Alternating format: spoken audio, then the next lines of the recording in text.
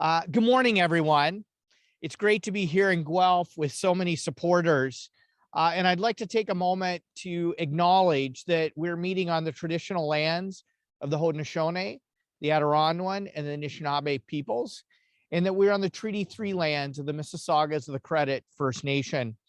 I want to reaffirm the Ontario Green Party's commitment to the truth and reconciliation process. Let's be clear.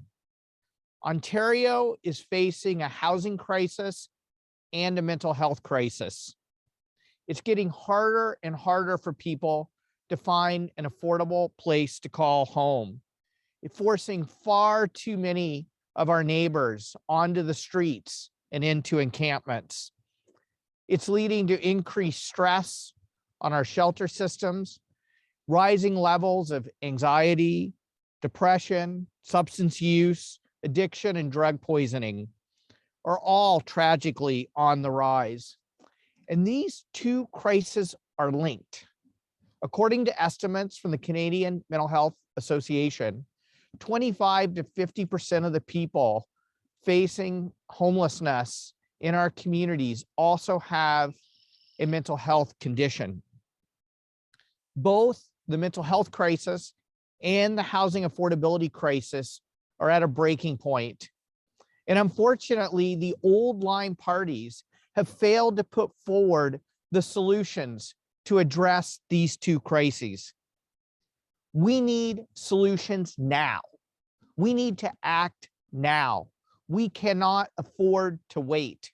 And that's why I'm so proud to announce that the Ontario Greens have committed to fully funding the construction of 60,000 permanent supportive housing spaces with wraparound mental health, addiction, and other supports over the next decade. By investing in permanent supportive housing, we can address both the mental health crisis and the housing crisis at the same time. Mental health professionals are clear. The lowest cost and most fiscally responsible way of helping to improve people's lives is to provide them with stable, safe, affordable housing.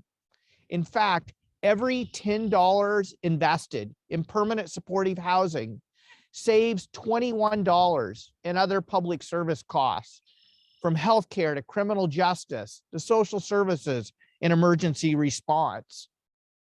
That's what fiscal responsibility looks like. And so I say to Doug Ford, no more license sticker gimmicks that take $1.1 billion out of our systems of care, which unfortunately both the Liberals and NDP also supported. Let's be about earning people's votes, not buying their votes. Let's be about investing in caring communities and having the financial resources to make those investments. It's the right thing to do for Guelph.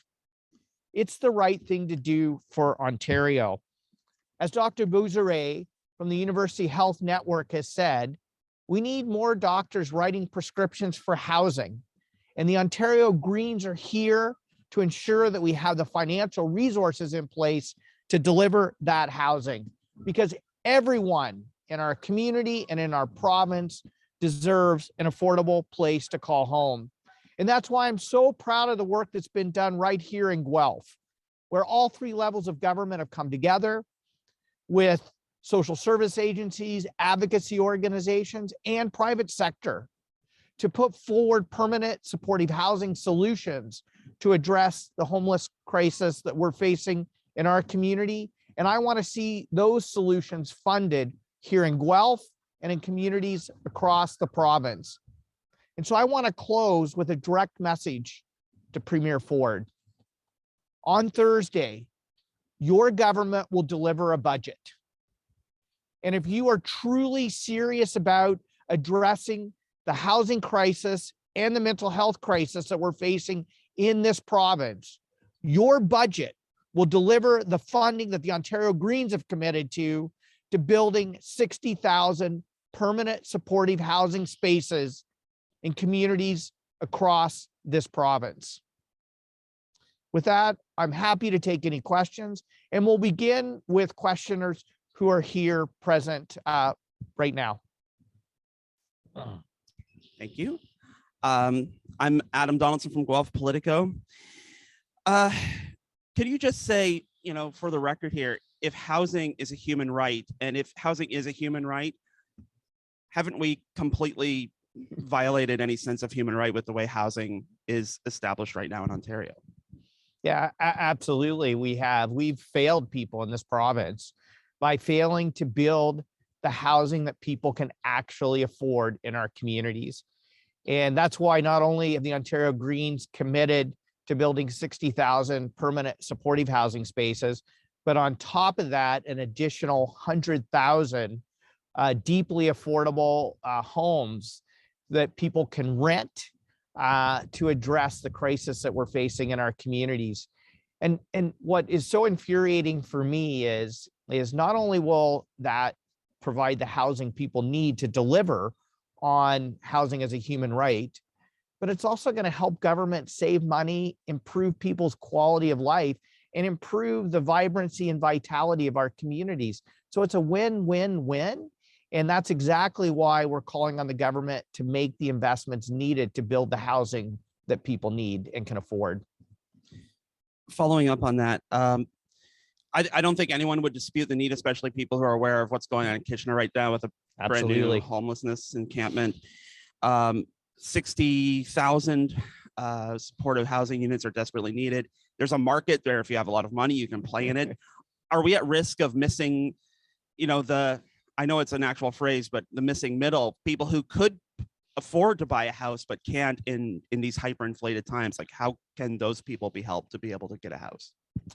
Yeah, so the Ontario Greens housing affordability strategy, which some have called a masterclass plan in delivering the solutions Ontarians need, has shown how we can take on rampant speculation in the housing market to cool prices so housing is attainable and affordable, especially for a whole generation of young people wondering if they'll ever be able to own a home, let alone be able to afford to rent an apartment.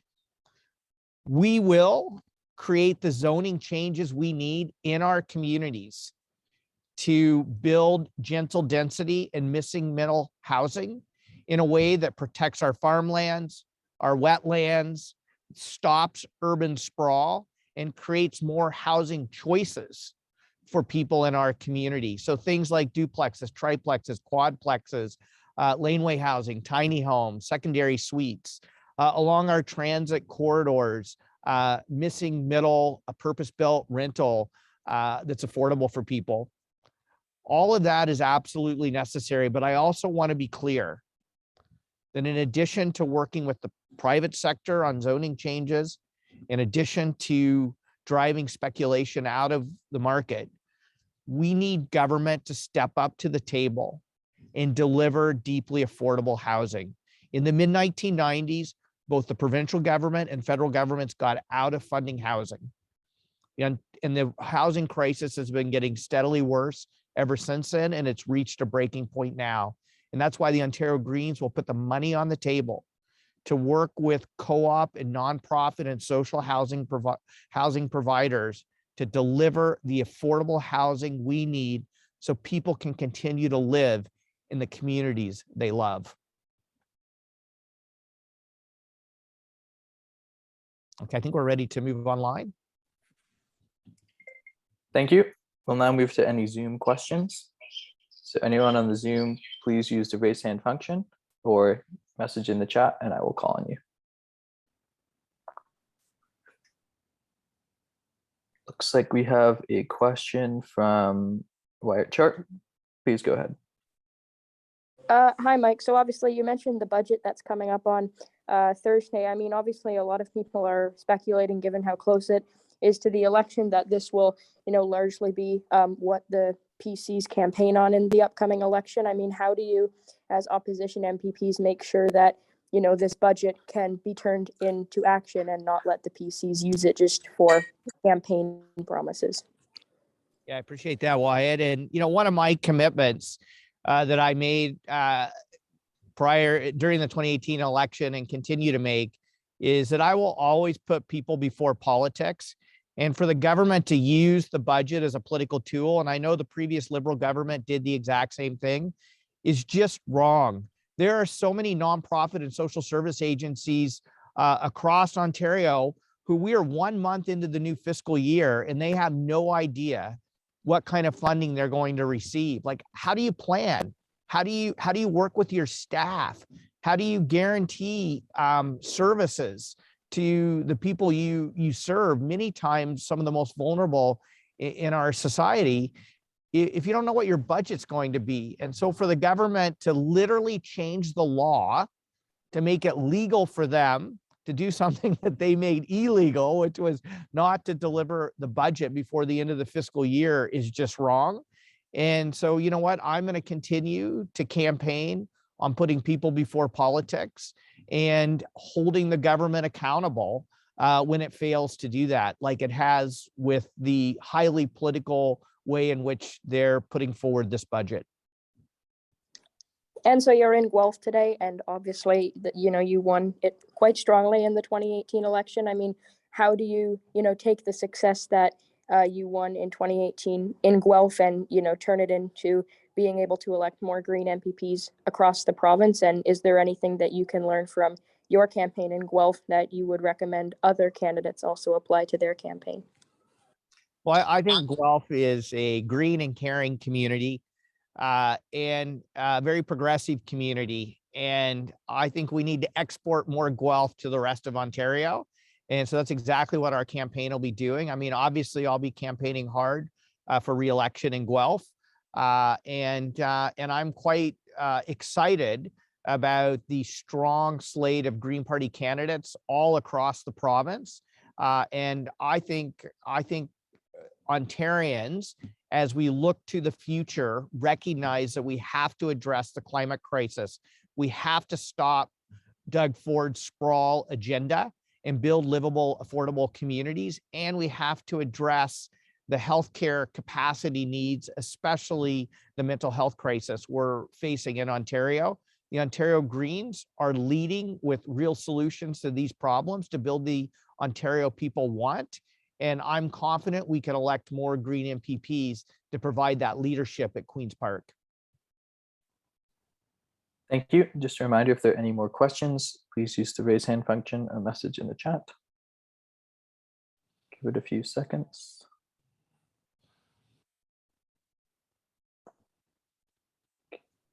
That looks like everything for now. Great. Thank you, everyone. I appreciate you joining us today. And I just want to reiterate the Ontario Greens' commitment to ensuring that everyone in this province has an affordable place to call home in a community that's livable and affordable, and that provides the wraparound mental health, addictions, and other supports our most vulnerable neighbors need, because we know that that's the best way to improve their lives and to improve the lives of everyone in our communities. Thank you. Merci.